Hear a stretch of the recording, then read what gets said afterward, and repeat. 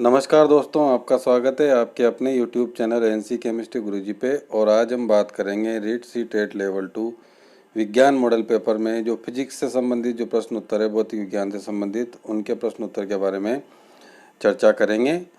और इसके साथ हम शिक्षण विधियों के भी कुछ प्रश्न देखेंगे। इससे पहले के 60 से भी अधिक मॉडल पेपर देखने के लिए चैनल को सब्सक्राइब करें और सब्सक्राइब करने के बाद होम पेज पर जाकर आप उनको वॉच कर सकते हैं या फिर डिस्क्रिप्शन में भी आप उनको देख सकते हैं, वहाँ पर भी हमने उनका लिंक दे रखा है। तो चलिए दोस्तों स्टार्ट करते हैं मॉडल पेपर।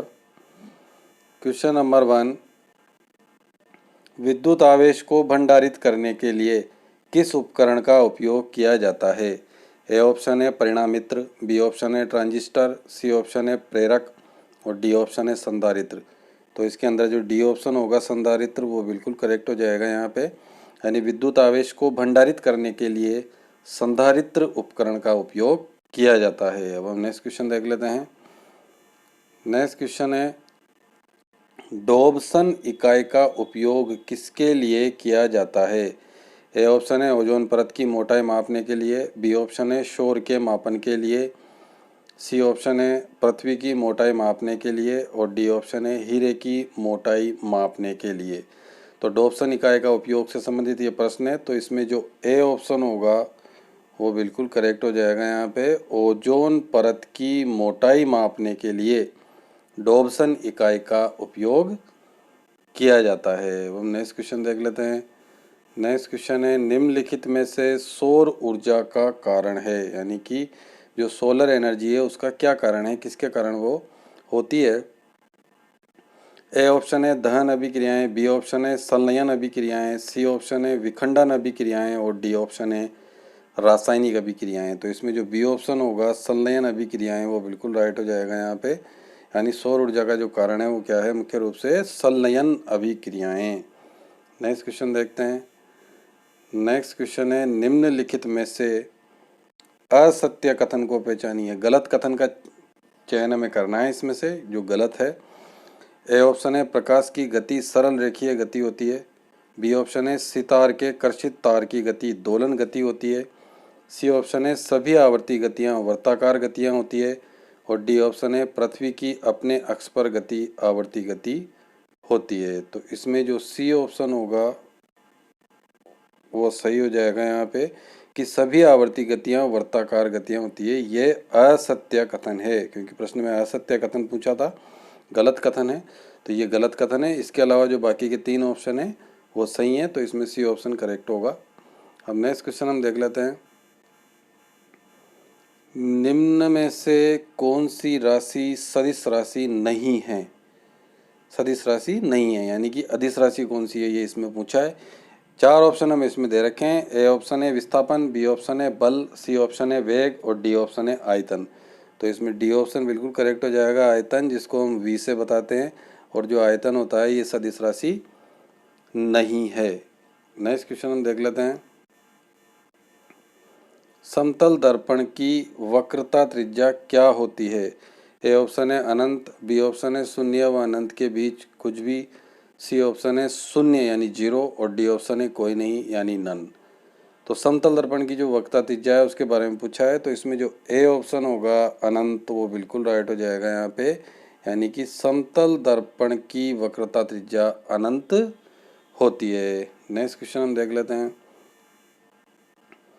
घरों में लगे पंखे बल्ब आदि लगे होते हैं, कौन से क्रम में ये पाए जाते हैं? घरों में जो पंखे बल्ब लगाते हैं हम, ए ऑप्शन है मिश्रित क्रम में, बी ऑप्शन है समानांतर क्रम में, सी ऑप्शन है श्रेणी क्रम में और डी ऑप्शन है किसी भी क्रम में। तो यहाँ पर जो बी ऑप्शन होगा समानांतर क्रम में वो बिल्कुल करेक्ट हो जाएगा यहाँ पे। यानी घरों में लगे पंखे और बल्ब जो होते हैं वो समानांतर क्रम में लगाए जाते हैं। अब नेक्स्ट क्वेश्चन हम देख लेते हैं। नेक्स्ट क्वेश्चन है, 0 डिग्री सेंटीग्रेड पर पारे के 760 mm कॉलम द्वारा लगने वाला दाब क्या कहलाता है? ए ऑप्शन है 1 बार, बी ऑप्शन है 1 पॉइज, सी ऑप्शन है 1 पास्कल एंड डी ऑप्शन है 1 एटमॉस्फेयर। तो इसके अंदर जो डी ऑप्शन होगा 1 एटमॉस्फेयर वो बिल्कुल करेक्ट हो जाएगा यहाँ पे। यानी कि 0 डिग्री सेंटीग्रेड पर पारे, जिसको हम इंग्लिश में मरकरी बोलते हैं, Hg इसका प्रतीक होता है, के 760 mm कॉलम द्वारा लगने वाला दाब जो है एक वायुमंडलीय यानी कि एक एटमॉस्फेयर कहलाता है। नेक्स्ट क्वेश्चन देखते हैं। फोटोग्राफी में मुख्य रूप से कौन से रंग होते हैं, ये इसने पूछा है। ए ऑप्शन है लाल नीला हरा, बी ऑप्शन है नीला पीला हरा, सी ऑप्शन है लाल नीला पीला और डी ऑप्शन है लाल पीला हरा। तो इसके अंदर जो ए ऑप्शन होगा वो बिल्कुल राइट हो जाएगा। यहाँ पे लाल नीला और हरा यानी कि रेड ब्लू और ग्रीन, ये जो रंग होते हैं ये फोटोग्राफी के मुख्य रंग होते हैं। नेक्स्ट क्वेश्चन देख लेते हैं। किसी तारे के रंग से पता चलता है उसके, ए ऑप्शन है आकार का, बी ऑप्शन है दूरी का, सी ऑप्शन है ताप का और डी ऑप्शन है भार का। तो इसमें जो सी ऑप्शन होगा ताप का यानी कि टेम्परेचर का, उसका पता चलता है। यानी किसी तारे के रंग से क्या चीज़ पता चलती है, उसकी ताप यानी temperature. C option correct. Next question देखते हैं। जूल के ऊष्मीय नियम के अनुसार क्या सत्य है, यह प्रश्न के अंदर पूछा है। ए ऑप्शन है H समानुपाती आई स्क्वायर, बी ऑप्शन है H समानुपाती आर स्क्वायर, सी ऑप्शन है H समानुपाती आई और डी ऑप्शन है H समानुपाती आई बटा आर। तो जूल का जो ऊष्मीय नियम है उसका जो सूत्र होता है वो होता है H समानुपाती आई स्क्वायर आर। अब इसके अकॉर्डिंग हम देखते हैं तो इसमें ए ऑप्शन बिल्कुल राइट हो जाएगा सत्य कथन में कि H समानुपाती आई स्क्वायर, ये बिल्कुल सही है जूल के ऊष्मीय नियम के अनुसार। अब नेक्स्ट क्वेश्चन देख लेते हैं। सूर्य के निकट सबसे निकट तारा कौन सा है, ये प्रश्न में पूछा गया है।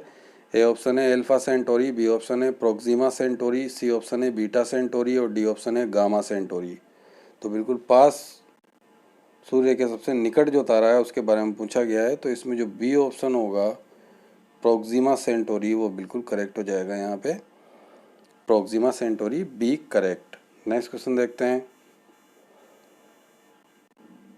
किस प्रभाव के कारण टंकी के पेंदे पर रखा सिक्का थोड़ा ऊपर उठा हुआ दिखाई देता है।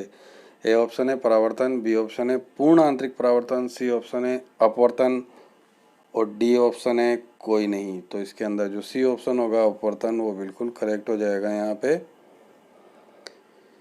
यानी टंकी के पेंदे पर रखा सिक्का थोड़ा ऊपर उठा हुआ दिखाई देता है, इसका कारण क्या है, अपवर्तन। नेक्स्ट क्वेश्चन हम देख लेते हैं। निम्न किरण युग्मों में से कौन सी प्रकृति में विद्युत चुम्बकीय होती है। कुछ युग्म हमें दे रखे हैं किरणों के, उसमें से मैं जो विद्युत चुम्बकीय प्रकृति की होती है उनका चयन करना है। ए ऑप्शन है अल्फा किरणें वो बीटा किरणें, बी ऑप्शन है एक्स किरणें वो गामा किरणें, सी ऑप्शन है बीटा किरणें वो गामा किरणें और डी ऑप्शन है कैथोड किरणें वो एक्स किरणें। तो इसके अंदर जो बी ऑप्शन होगा वो बिल्कुल राइट हो जाएगा। यहाँ पे एक्स किरणें तथा गामा किरणें, ये एक्स किरणें और ये गामा का चिन्ह है। एक्स रेज और गामा रेज जो होती है ये विद्युत चुम्बकीय प्रकृति की होती है। तो इसमें बी ऑप्शन करेक्ट है, एक्स किरणें एवं गामा किरणें। अब नेक्स्ट क्वेश्चन देख लेते हैं। जल में तैरना न्यूटन की गति के किस नियम के कारण संभव है। ए ऑप्शन है तृतीय नियम, बी ऑप्शन है प्रथम नियम, सी ऑप्शन है द्वितीय नियम, सी और डी ऑप्शन है उपरोक्त सभी नियम। तो इसमें जो ए ऑप्शन है वो बिल्कुल करेक्ट हो जाएगा, तृतीय नियम यानी थर्ड लॉ जो होगा न्यूटन का, वही इसका सही उत्तर होगा। यानी जल में तैरना न्यूटन की गति के तृतीय नियम के कारण संभव होता है। नेक्स्ट क्वेश्चन हम देख लेते हैं। निम्न में से लेंज का नियम किसके लिए आवश्यक है। ए ऑप्शन है रेखीय संवेग संरक्षण, बी ऑप्शन है कोणीय संवेग संरक्षण, सी ऑप्शन है द्रव्यमान का संरक्षण और डी ऑप्शन है ऊर्जा का संरक्षण। तो इसमें जो डी ऑप्शन होगा ऊर्जा का संरक्षण, वो बिल्कुल करेक्ट हो जाएगा यहाँ पे। यानी लेंज का नियम जो है ऊर्जा के संरक्षण के लिए आवश्यक होता है। तो दोस्तों अगर क्वेश्चन अच्छे लग रहे हो तो वीडियो को लाइक ज़रूर करें और अगर चैनल पर नए हो तो चैनल को सब्सक्राइब कर लें ताकि इसी तरह के मॉडल पेपर आपको समय पर मिलते रहें और आपकी तैयारी को एक दृढ़ता मिले। नेक्स्ट क्वेश्चन हम देख लेते हैं। नेक्स्ट क्वेश्चन है विद्युत द्वारा किसी पदार्थ पर वांछित धातु की परत चढ़ाने की प्रक्रिया को क्या कहा जाता है। विद्युत द्वारा किसी पदार्थ पर वांछित धातु की परत चढ़ाने की प्रक्रिया को क्या कहते हैं। ए ऑप्शन है विद्युत चालन, बी ऑप्शन है विद्युत तापन, सी ऑप्शन है विद्युत लेपन और डी ऑप्शन है विद्युत प्रवाह। तो इसके अंदर जो सी ऑप्शन होगा विद्युत लेपन वो बिल्कुल करेक्ट हो जाएगा यहाँ पे, यानी कि विद्युत द्वारा किसी पदार्थ पर वांछित धातु की परत चढ़ाने को हम विद्युत लेपन कहते हैं। नेक्स्ट क्वेश्चन देख लेते हैं। किसका उपयोग ऊंचाई नापने के लिए किया जाता है? ए ऑप्शन है अल्टीमीटर, बी ऑप्शन है हाइड्रोमीटर, सी ऑप्शन है बैरोमीटर और डी ऑप्शन है प्लानीमीटर। तो इसमें जो ए ऑप्शन होगा अल्टीमीटर वो बिल्कुल राइट हो जाएगा यहाँ पे, यानी ऊंचाई नापने के लिए अल्टीमीटर का उपयोग किया जाता है। नेक्स्ट क्वेश्चन देखते हैं। नेक्स्ट क्वेश्चन है ध्वनि की सर्वाधिक चाल किस माध्यम में होती है? ए ऑप्शन है गैस में, बी ऑप्शन है ठोस में, सी ऑप्शन है द्रव में और डी ऑप्शन है निर्वात में। तो इसमें जो बी ऑप्शन होगा ठोस में, ये बिल्कुल करेक्ट हो जाएगा यहाँ पे, यानी ध्वनि की सर्वाधिक चाल ठोस में होती है। नेक्स्ट क्वेश्चन हम देख लेते हैं।